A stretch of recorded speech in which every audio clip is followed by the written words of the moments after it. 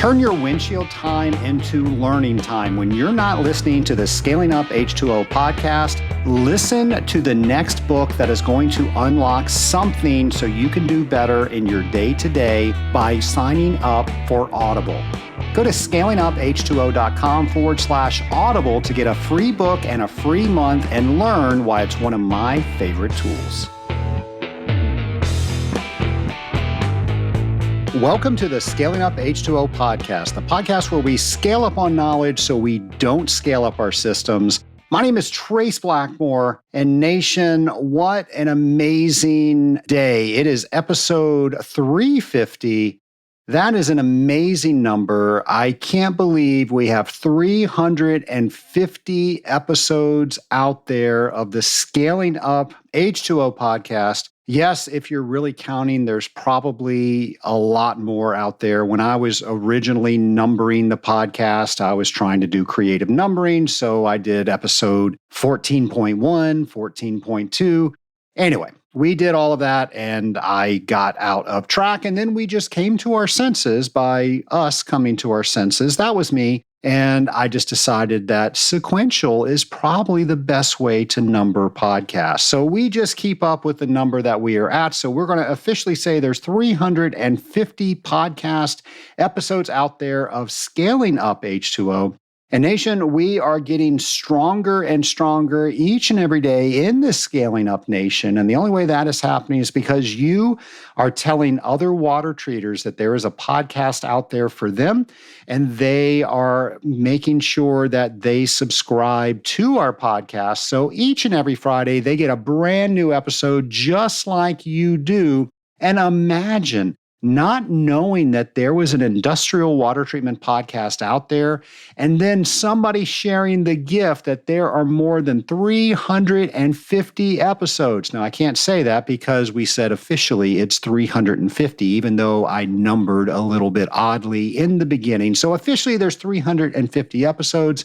You and I know that there are more than 350 episodes, but just imagine knowing for the first time that you have this wealth of information out there. And we've had so many amazing guests on this show. There is just so much knowledge that you get to assimilate as you are driving from account to account, servicing all of your customers, and now you get to bone up on all this great water treatment knowledge. So thank you for all the listeners out there that share that with new listeners. That's how we find new members of the Scaling Up Nation. It is all you, so thank you for doing that. And by the way, if you have not gone on your favorite podcast player and left us a review, I'm going to politely ask that you do that. I know that doesn't sound like a big thing, but that tremendously helps us get our podcast in front of more industrial water treaters that they might not have known that there was an industrial water treatment podcast out there. So every time we get some sort of review, it actually pushes our ranking when people search for water treatment podcasts up higher and makes it easier for people to find. So I would very much appreciate it. The great team here at Scaling Up H2O would appreciate it if you could leave a review on your favorite podcast player. Well, Nation, on episode 350, I want to talk about something I mentioned a little bit last week. We're going to go into a little bit more detail this week. I've been involved with the Association of Water Technology since 2004. And one of the things that I get to do each and every year is I get to be one of the presenters at their technical training.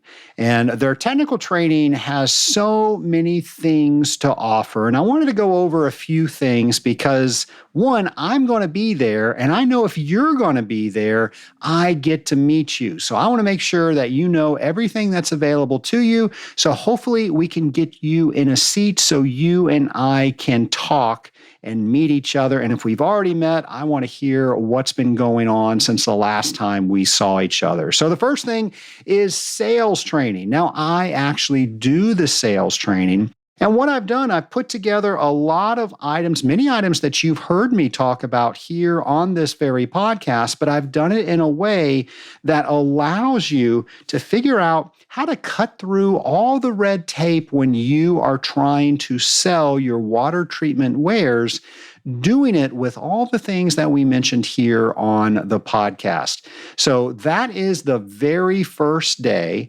And simultaneously on that first day, there's also the membrane technology, the RO and ultrafiltration training going on the air wall curtain right beside me. So these include things like reverse osmosis, ultrafiltration, EDI, and all things related membrane technology.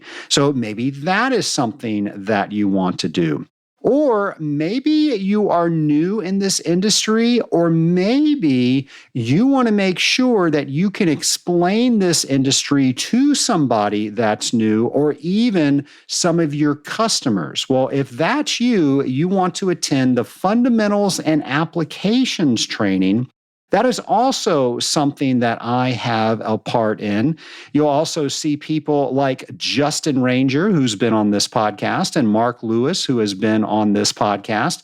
We get together and we try to lay down a foundation of knowledge so you can build everything you are ever going to learn on all things industrial water treatment. So that's the Fundamentals and Applications training, and that goes on right after, so the day after sales training and the ultrafiltration training.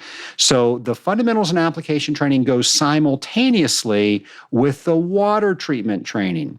Now, this is a very intensive industrial water treatment course, and this course covers all things industrial water treatment, from regulatory and safety issues, water chemistry, testing, calculations. I'm very fond of calculations. I get to teach you calculations if you take that course. Boiler water treatment, cooling water chemistries. We even talk about Legionella, regulations, and so much more. Now, here's the cool thing about this class. Really, it's with every one of the courses, but you get to hear not only the material in the course, but all the firsthand knowledge that the people presenting have. And where do you get that? Where do you get all of that knowledge in one place? Well, this is a great place to go. Also, there is a wastewater training class and an ASSE 12,080 course. Now, they don't do those at each one of the conferences, so you need to check and see which training you're going to. So that way, if you want to go to wastewater, you go to the one where they're having wastewater. If you want to go to the ASSE 12,080 training, you go to that one. Now, ASSE 12,080, I think, is a great designation for people to have in this industry, because so many of our customers want to know more about what they need to do with Legionella due diligence. And when somebody has that certification, I really think it bolsters not only their knowledge, but their confidence in how they can properly talk to their customers. So if you are looking at getting certified, this is an option that you can do. Of course, there's also other options. There are other courses that you can take from the comfort of your own home. But if you want an in-person course, this is one of the few courses out there that actually are in person. So go ahead and check that out. And I did mention wastewater. Folks, for those of you that are involved in wastewater, are thinking about getting involved with wastewater, this wastewater seminar is second to none. Experts in the field are telling you baseline knowledge all the way up to advanced knowledge, and all of their experience is going along with it. There's even hands-on testing, so you can figure out what is the best way to methodically go through treating a new wastewater. So I highly recommend that. That's a great class that's done. All of these courses are great courses. Now, when are they going to be held? The first one is going to be March 6th through 9th in Frisco, Texas. And then the next one is April 17th through 20th in Cleveland, Ohio. Folks, like I said, I will be there. I hope to see you there. And all you have to do is go to scalinguph2o.com and go over to our events page, and we'll have every bit of information that you are going to need to figure out which training you're going to go to and what classes you are going to sign up for. Nation, speaking of the Association of Water Technologies, I have met so many amazing people at the AWT, and the member that I'm getting ready to introduce as our guest has been on the show several times, but here he is once more. I know you're going to love it. Here's our interview. My lab partner is returning guest, Mike Standish, Vice President of Water Additives at MFG Chemical and founder of Radical Polymers. Welcome, Mike. Thank you. Thank you for having me back. Well, and I mentioned that returning guest, you just said welcome back. I'm not welcoming you back for one welcome back. It's actually your third time on the podcast. So thank you for all that you do to help the Scaling Up Nation. Absolutely. Maybe the third time will be the charm, and we'll do a good job this time. Well, I got to tell you, the other two times were episodes 14 and 176. And episode 14, I have gotten so much feedback where people now can understand polymers because you did such a good job of saying, hey, we overcomplicate this stuff. This is a real simple way to look at it. So that's episode 14, if you haven't heard that. And then in 176, we talked about tagged polymers, which of course is the new water treatment craze. Yeah, absolutely. And actually some further advancements there, I think, recently that some people introduced at AWT with maybe more simplified monitoring. It's nice to see that, progress. Well, there have been some changes with Radical Polymers. Can you tell the nation a bit about that? Yeah, since 176, which I had to go back and look, that was, I think, January of 21, we sold our company to a company called MFG Chemical. And, that was interesting. I would say it was interesting for us and interesting for our customers. We didn't take that lightly. A lot of it was precipitated by the supply chain crisis that was going on during that time and COVID, where we were probably having to manage a lot with bringing our products in from Europe. And so MFG was a local manufacturing company with plants here in the U.S., and it was just a great fit. In fact, the CEO of MFG is a longtime water treatment guy, Paul Turgeon. So it's just a great fit for our customers, for our employees, and for me, Chelsea, and others at Radical Polymers. I know that has to be exciting. Mike, we've had you on a couple of times, but if somebody is just tuning into you for the first time, can you tell the nation a bit about yourself? Yeah, I started in 1986 in the water industry, working as a chemist or a co-op student, actually, at the time, doing scale testing, lab work. And I've pretty well done that through most of my career, probably the first half of my career, always as a bench chemist, developing scale inhibitors, corrosion inhibitors, and to some degree biocides. And then the second half more on the business side. So, I've been working and developing technologies for water additives since 1986 and through a number of companies. And, that's my passion.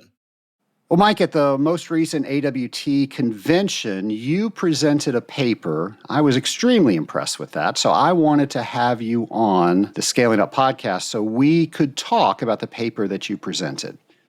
Yeah, that's great. We presented a paper that was has a long title, but essentially the beginning of the title is purposely built, and the idea was around kind of looking at history of some of the sulfonated polymers in particular, and trying to build on the learnings of since actually the 1970s of those types of products to make a tailored material for today's conditions.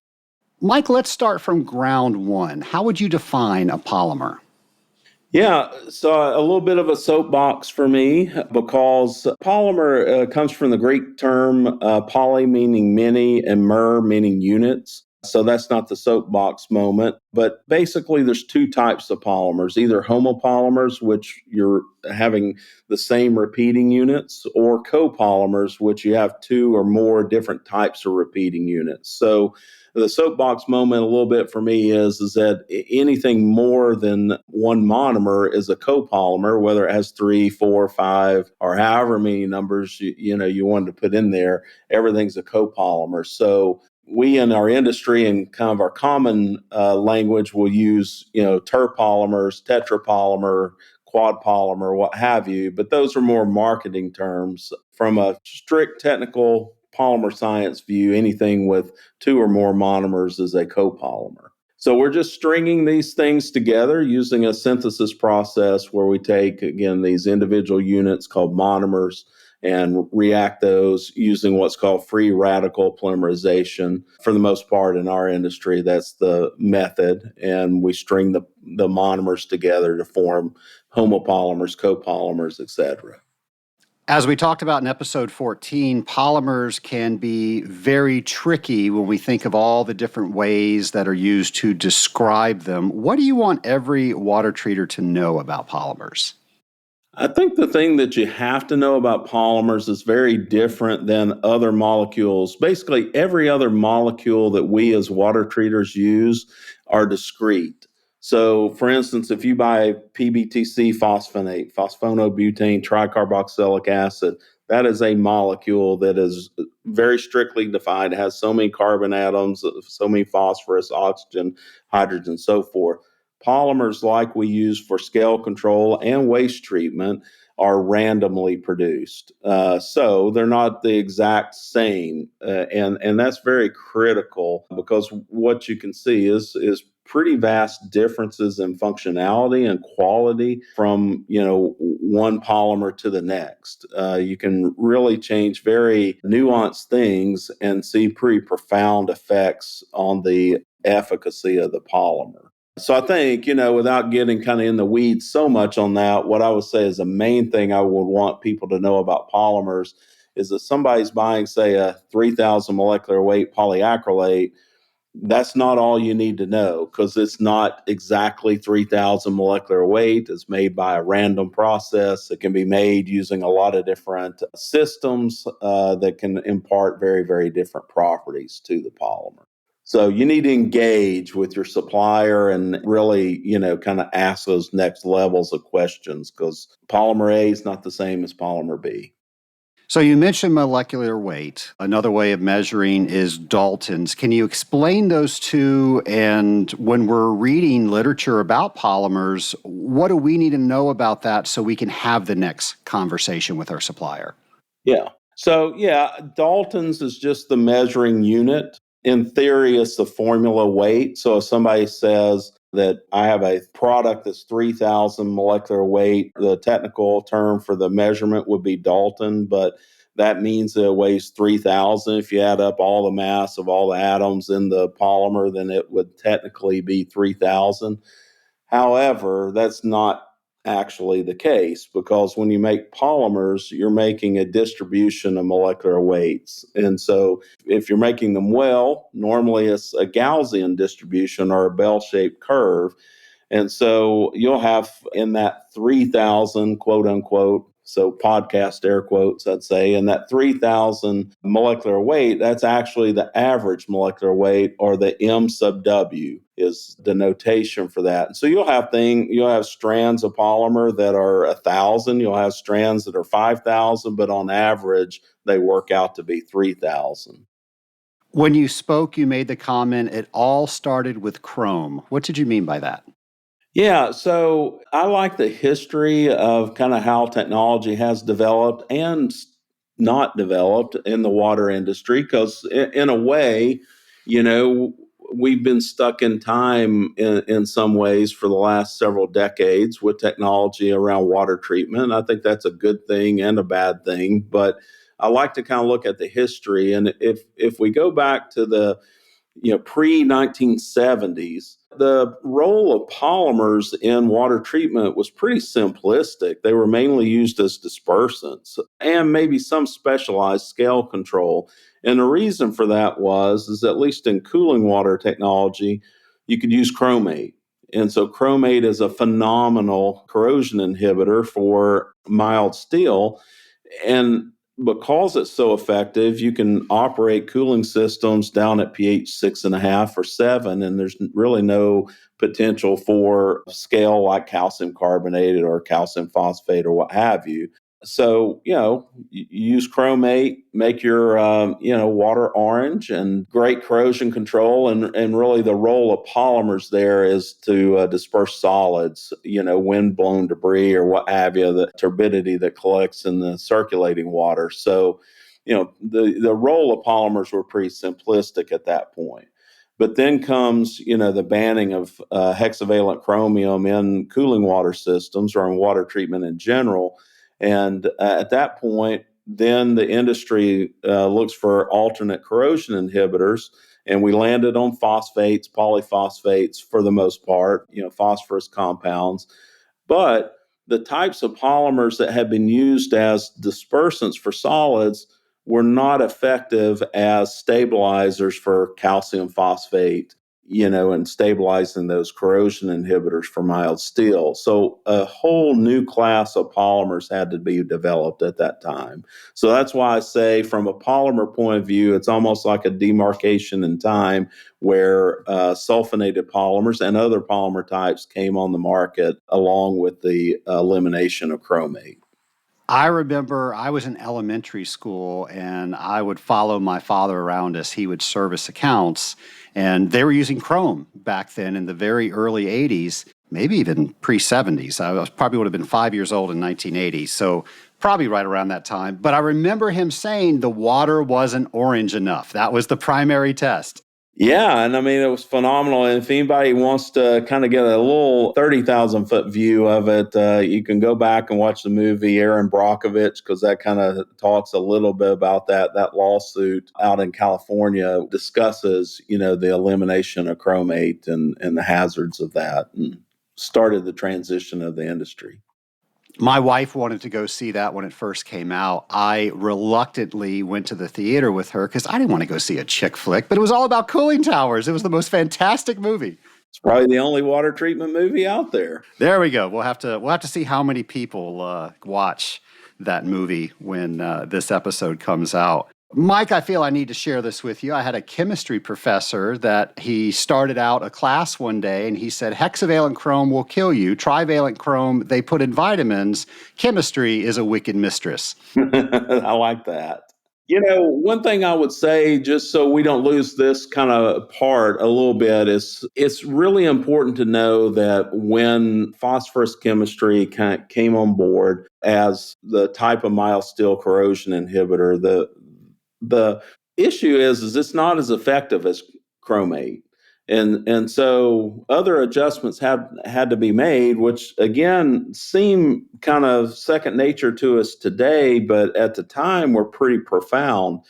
Because that phosphorus chemistry is not as effective as chromate, what water treaters had to do is start to operate systems that are in more scaling environments. So your pH shift is probably the major one. You started to eliminate the use of acids in many cases. We started to operate cooling towers where our circulating water pHs were more typically between 8 and 9 instead of 7 and 8 to mitigate corrosion, to get in a range where the phosphorus chemistry could be effective. So that's a major thing, but we increased the potential for scaling, when that occurred.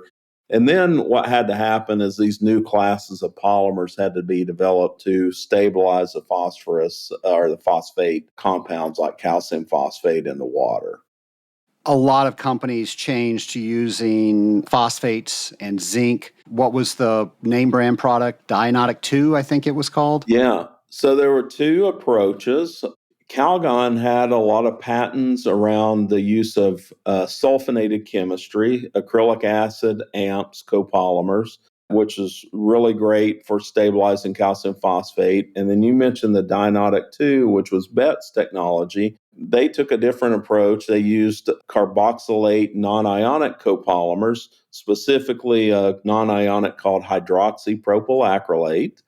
And that is also a very good calcium phosphate stabilizer. The problem was with the dianotic 2 and the hydroxypropylacrylate is it's not hydrolytically stable.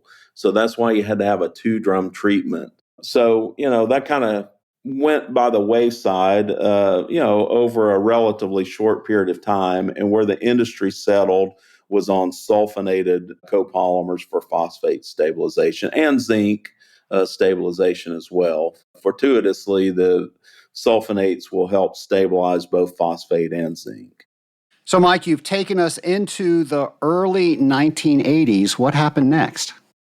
Yeah, so it's pretty interesting to me because, again, to recap a little bit of what happened is, so we have this one strand of technology that's carboxylate sulfonate.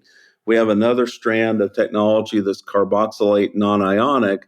And those two technology strands, if you will, kind of came together by Roman Haas, actually, back in the day. And they looked at, okay, how we see these functionalities working, how can we bring these together? And so you started to see the copolymers containing 3 monomers, or, soapbox again, terpolymer, where we combine carboxylate, sulfonate, and non-ionic.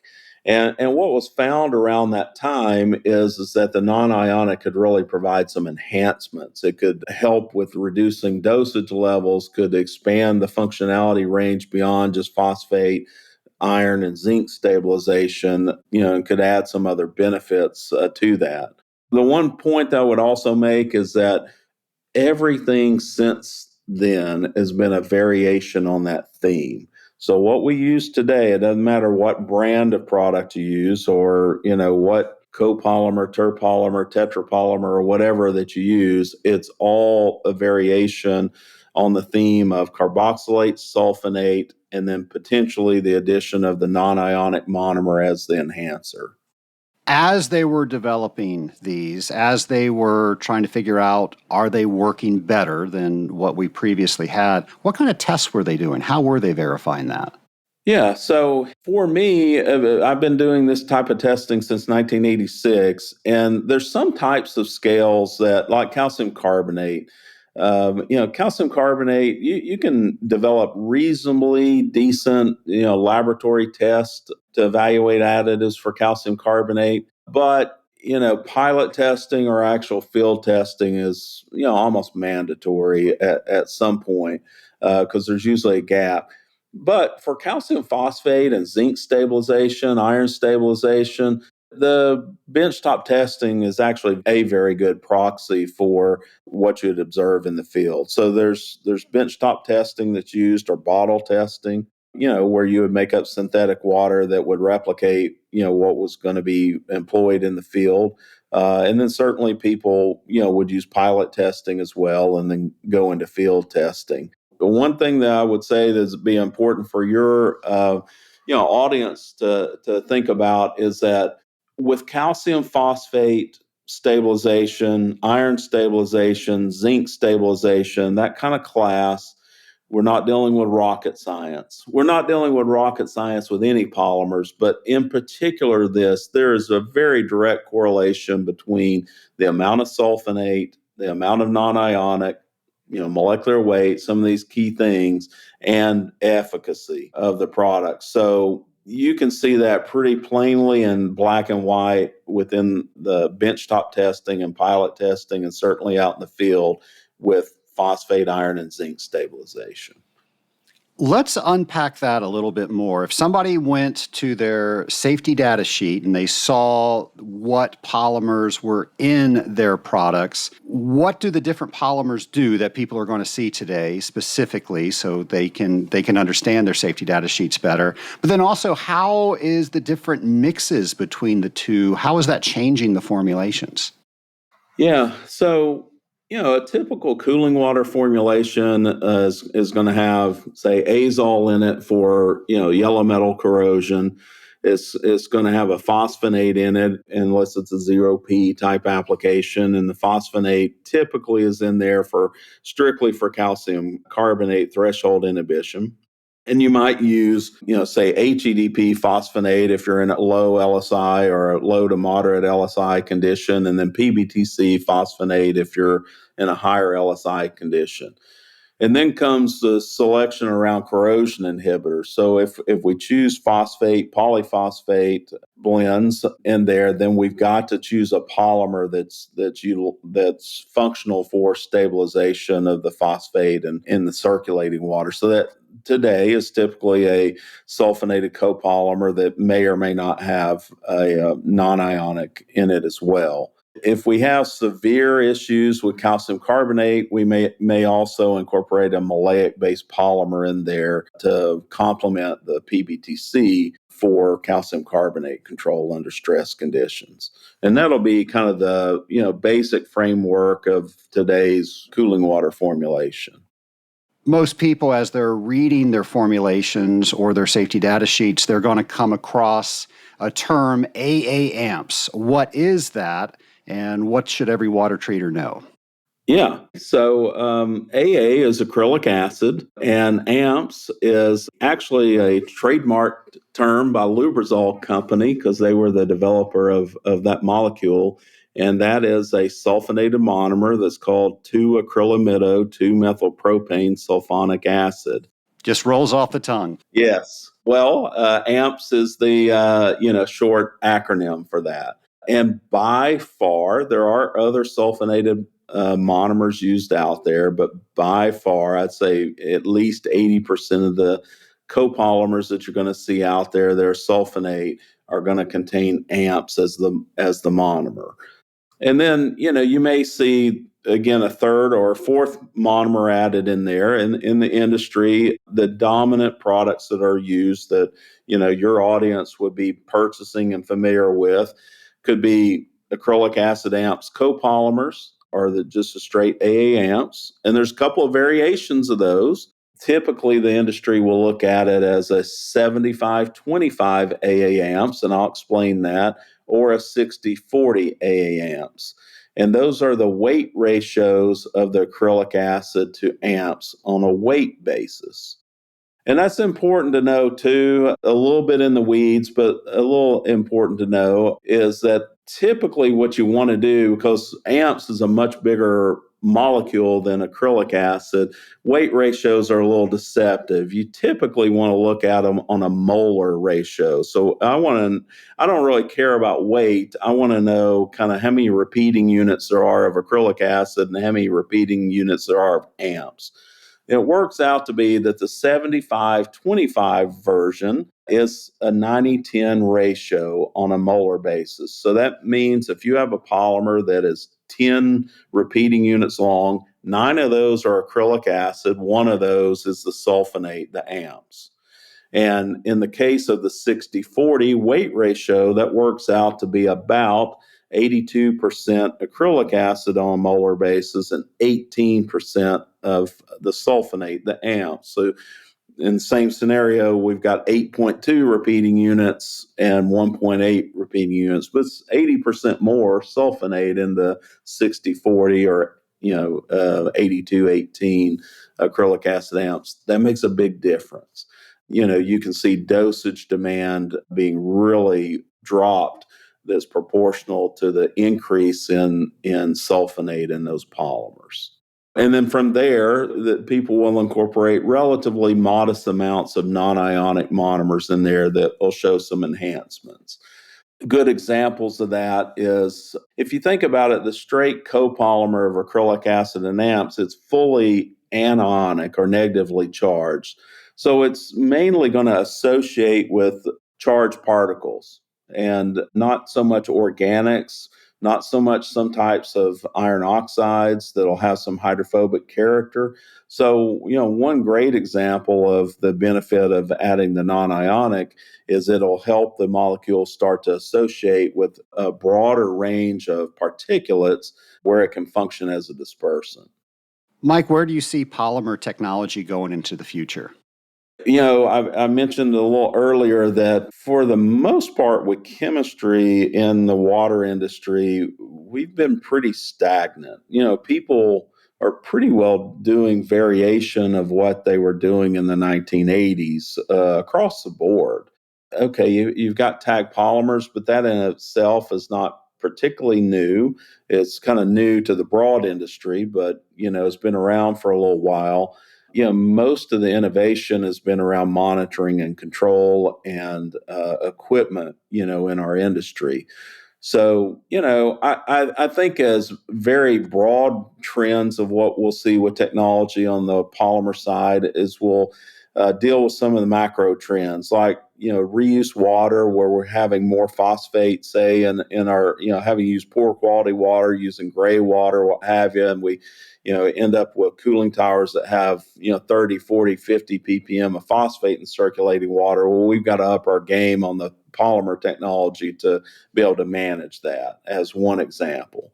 Or as we go to the other extreme where we have 0P, well, that's pretty profound as well. It's almost like the transition from chromate to phosphate, where we had to make the water less corrosive and more scaling. Well, we're going to have to do that to another order of magnitude because the things that are in line to replace phosphorus chemistry as a corrosion inhibitor are even poorer, in terms of their efficacy. So that means we'll tend to operate things more up in 8.8 to 9.2 pH, circulating water pH ranges, which means that the scale inhibitors are going to have to be even more effective for calcium carbonate control, for instance. So, I think some of those macro trends, I think, as monitoring and control become more and more and more valuable tools in the water treatment industry, then, things like tag polymers are going to continue to grow within our industry. So that'll probably be another area where polymer technology will improve. I see most of it as stepwise as opposed to quantum leaps. Unless somebody really comes through with some breakthrough type technology. Mike, you've been in this industry for a while. What's one of the major changes you've seen in water treatment throughout your career? I think I've been very, very fortunate to be able to be on kind of at the beginning of the AWT revolution, if you will. I think, when I started in 86, just to be very, very candid, the company I was working for wasn't really going to turn me loose with tier one companies. To as a young, 20-year-old or whatever, they weren't going to connect me with somebody in Naperville or Trevose or whatever. And so I really began working with, a lot of the independent water treatment companies and became very connected within that group. And that's where my heart and passion is. And, I think it's been really fascinating to see how independent water treatment companies have really exploded over the last several decades and grown into, leaders in the industry. That's been pretty interesting, and I'm happy that I've been able to observe that and participate in that to some degree. Mike, you and I have both been involved in volunteer leadership. We've chaired committees, we've been on boards together. I'm curious, why do you do that, and why should others consider doing that? I've always have said, and when I talk to people that get to serve, say, on the board of AWT or whatever, I was fortunate to be able to do that at one point in my career as a supplier. And it was probably one of the best experiences of my life as a career person. So I think anytime, whether it's, within industry or in your personal life, anytime you help somebody else, or give somebody a gift in some way or what have you, you're always the one that gets the bigger reward than the person that you're, giving to, or the organization that you're giving to, or what have you. And I think that's very much true here. I mean, it's helped me grow. It's helped me learn. It helped me, see a lot of diverse types of opinions on technology, on the industry in this case, or what have you. I've just, it's been extremely rewarding. Mike, this is your third time in the hot seat, so are you ready for round three of the lightning round? Probably not. Well, let's see how you All do. right. Mike, what are two books that everyone should read this year, and why do you enjoy them? Okay, so I haven't been able to read as much, but I was kind of thinking that you might ask me something about this. So I'm going to give you a hybrid answer. So I am struggling only because of me, not because of the book. But I love the book. It's a movie now. It's The Killers of the Flower Moon. That's a very interesting book, and it's a true story. And it was highly documented about the Osage Indians out in the Dakotas back in the 1920s, and the government basically took their land. Okay, that, no political thing there, but it backfired on them because they put them on this really rocky, hilly, crappy land. What turned out, it was full of oil. And so you had in the 1920s all of these Native Americans that are multimillionaires in the 1920s. I mean, there's stories in this book about, somebody has a flat tire of their brand new car, they just go get a new car. It's that type of lifestyle. So that's a very fascinating book. What I have been doing a lot lately is watching documentaries. I love to watch documentaries. So I've got a couple that have been really fascinating to me. And I won't spoil these, but one I would recommend would be Donut King. And it's about this guy who immigrates as a refugee into the U.S. from Cambodia, and back in the 1970s, and he starts to work for Wenzel's donut shop in California, and then starts to do it himself. So he opens up his own business, and then he starts to bring all of his family and friends and so forth, and they start opening literally hundreds of donut shops in California, to the point where, like, Dunkin' Donuts can't break into this market. And then there's kind of a twist ending. So I would highly recommend that one. And on the other end of the spectrum, there's one called Honeyland. And it's about a lady in Macedonia, very, very, very poor lady that lives out in the village with her mom, just the two of them out in the middle of nowhere. And she is using traditional methods, collecting honey from bees. And then all of a sudden, another family comes in and they decide to start doing that as well. They destroy her bees, and that has kind of a twist ending as well. But those are two great documentaries that I've really enjoyed watching lately. Mike, what are you looking forward to most in the new year? Oh, that's a great question. I have a lot of travel coming up. It's personal kind of travel coming up. So I'm looking forward to that a lot. We have started going to Honduras, doing some work down there with local. And so I've got 2 trips next year lined up to go to Honduras. Really excited about that. My middle daughter has a trip that she has to make with her graduation from college. It's an international trip. I'm going to be able to go on that with her. And then we got a vacation plan. So yeah, I think that's probably what I'm looking forward most to in the coming year. Mike, I want to let you know Honduras is some of the most amazing scuba diving you could do. So see if you can work that in. I've heard that there's an island there that I've flown over that I can see that looks pretty spectacular. Mike, a lot of people listen to this podcast when they're thinking about getting into this industry. What do you want them to know as they're considering, is this the right career for them? It's funny. I was visiting some customers this past week and we were talking about that a little bit. One thing to know is that once you're in, you're probably never going to get out. I don't know if that's unique to this industry because I never got out. So this is kind of the only industry I've known, but people that get in tend to stay in. I think that speaks very, very well for the industry. So that would probably be one, major thing if you're considering getting in. This is a great community. There's a lot of people you can learn from, lean on, collaborate with. So I think that, this is an industry that's a community, and in some cases it can be a family. And, it's a great, rewarding, experience to be in this industry. I could not agree more. And you and I have definitely shared that community with all the things we've done together over the past years. So I want to thank you for that friendship. And I also want to thank you for coming back for your third time on the podcast, Scaling Up H2O. Well, thank you very much. I appreciate the invitation.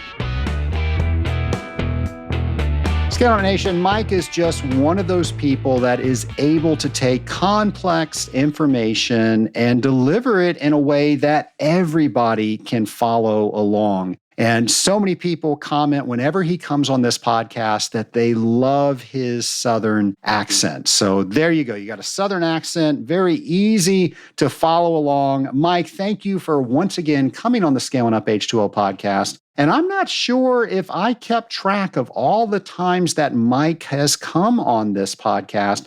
Now, I've done some drive-bys at various conventions where Mike has graciously talked about what was going on at AWT conventions and some other conventions that I've been at. So I don't have all of those that he's been on, but I know he's been on episode 14, which was a very early episode. In fact, he was one of the people that said he wanted to help me with anything I could do with this podcast. And I said, well, you could be a guest. And he said, sign me up. So he was episode 14. We had him on again in episode 176. And I know there have been several episodes since then. So, Mike, thanks for all you do for the podcast. And Mike, thank you for whenever I have a question about polymers or different chemistries, you are one of my go-to guys that I talk with to make sure that I am doing things that I'm supposed to be doing. Nation, I hope you have people like that on your speed dial. Is that still a thing? Am I aging myself by calling it speed dial? Anyway, you've got a cell phone, and I know you have people programmed into it. So I hope people like Mike is one of those people. And another person that I have on my speed dial, yes, I said it, I'm calling it speed dial, is James McDonald. And of course, James McDonald, he gives us a reason to try to get smarter each and every week. So here's another opportunity with a brand new Drop by Drop with James.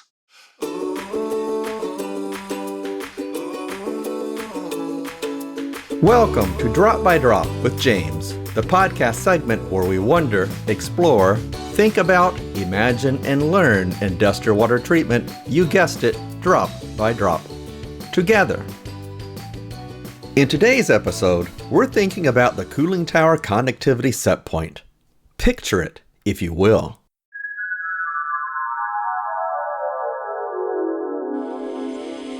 The cooling tower is running like normal. As water flows, recirculates, and evaporates, we see the conductivity continues to increase.